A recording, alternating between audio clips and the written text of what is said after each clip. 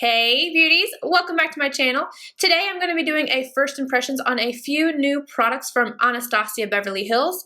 I've got the new Soft Glam palette here. So, dropping the brush out of it. This is what it looks like. I'm going to show you the swatches and I'm going to do this tutorial here. I also have 6 new bronzers. I did get the PR package for all this, so very excited about this. I only used one, but I'm going to show you applying it and just give you guys my first impressions on the products. Let's start off with the eyeshadow palette. Again, it is called Soft Glam. It's $42. Currently, it is on the Anastasia Beverly Hills website, but it will be available in March on all the other retailers' sites.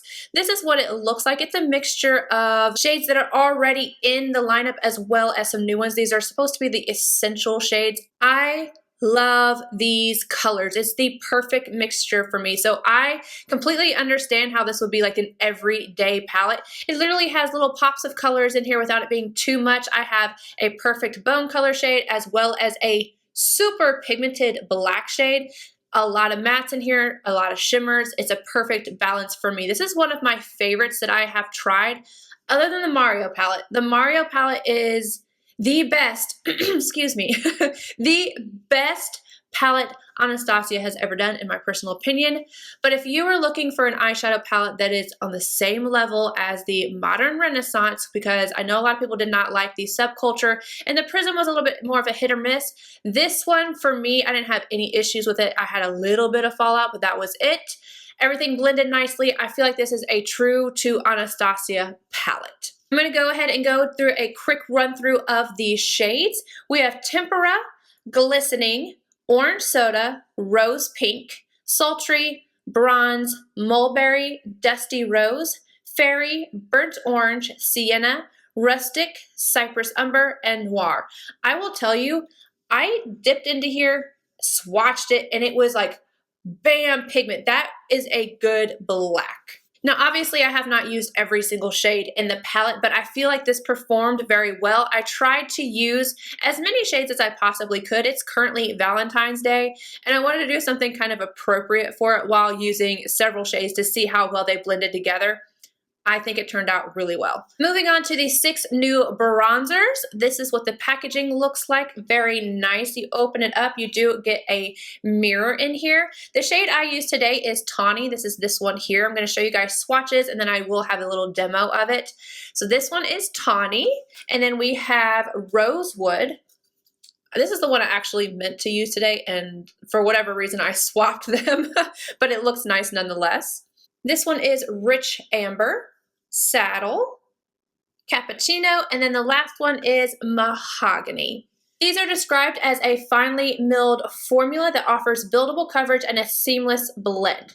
With natural matte finish, this powder bronzer feels traceless on the face and body, adding warmth for a sun-kissed look. I definitely agree that this is buildable, very blendable. I don't normally like matte bronzers, but I like this one a lot. I think you can see from the demo, it just blended in so effortlessly, and I really liked the way it came out. According to the website, it looks like the bronzers and the palette are permanent, so you're not in any rush to grab them. Then I also got all these new liquid lipsticks. Again, some of them are new and some of them are re-promotes. What I'm going to do is I'm going to do a swatch video for these for you guys so you can actually see them all on the lips. That will be the very next video to go up, but let's go ahead and get into this eye look. I'm starting off with Orange Soda and a NARS 42, starting in the crease, and I'm going to work it upwards as a transition shade. Goss number 20, I'm going to run that same shade underneath my lower lash line.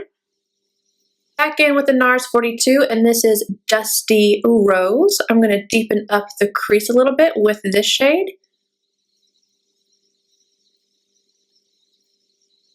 I'm going to take Mulberry on a Delium 776. I'm starting on the outer V, and then again, I'm going to deepen up the crease with this shade.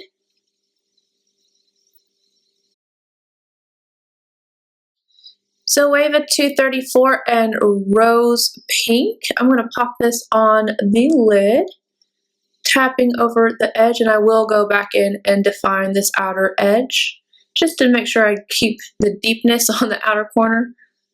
That color is beautiful. I'm using this dry. MAC 228 and Fairy. I'm going to pop this on the very inner corner.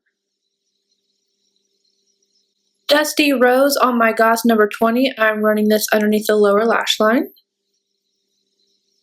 Same brush and a little bit of Mulberry on the outer corner of my lower lash line.